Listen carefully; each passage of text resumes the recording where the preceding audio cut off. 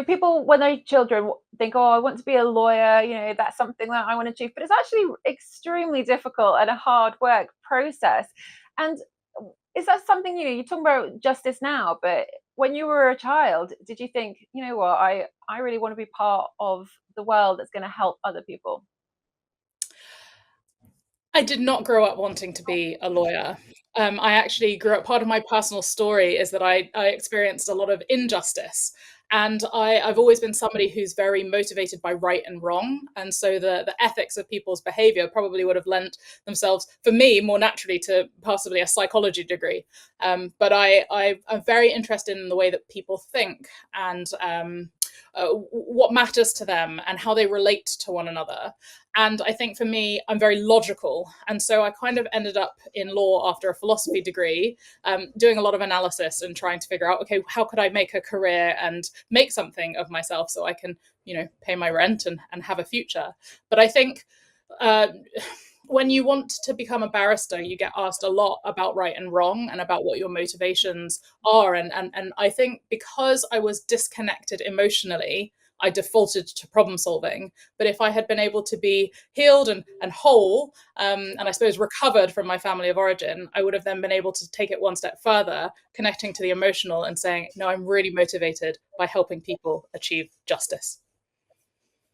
Do you feel like now that you've changed and adapted and you've grown, obviously that trauma, sadly for many people, never does go. Do you think that your initial desire for right and wrong and getting that justice has changed?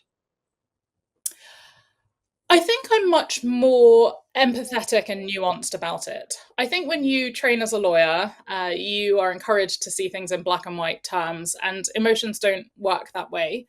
I think we have to really understand what makes people feel uncomfortable and what's driving the decisions that they make, however those present. And I think for me, I guess I've had a real light bulb moment in recognizing that I can use the things that I have experienced that usually do hold people back and prevent them from stepping into their purpose or realizing what they've been created to do by holding space for people to have those experiences where it's all laid out on the table and somebody is helping them move forwards, acting as a catalyst or a conduit in that situation. And I never dreamed that that would be my role or that that would be something that is the fruit of that experience. But that's been part of the joy of this journey. I mean, that gives you that unique perspective, absolutely. And then going from getting calling to the bar and looking at immigration rights and injustice, you then set up Wayfinder Group. So tell us a little bit about that journey, because that's quite interesting.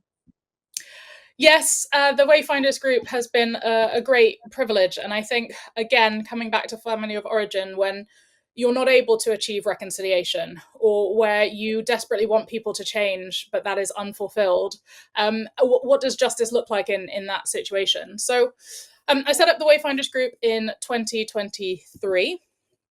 And we are, for all intents and purposes, the leading specialists in organizational repair. So we resolve relational damage through rapid metrics led interventions that rebuild trust and restore performance in a time boxed environment. And part of that is how do we help people repair and rebuild trust and restore performance so an organization can thrive? But at the root of that is that relational heart for repair. And it's very, very difficult to hold that out in a culture that would rather pretend that there isn't an issue at all, when actually you've got to find some way to connect that offering with the people who perhaps are going through a scandal in the press, or perhaps are suffering from huge attrition, or perhaps are really struggling to get their board to all move in the same direction. So the process of even building the business, not even holding out the offer, has been a really exciting challenge.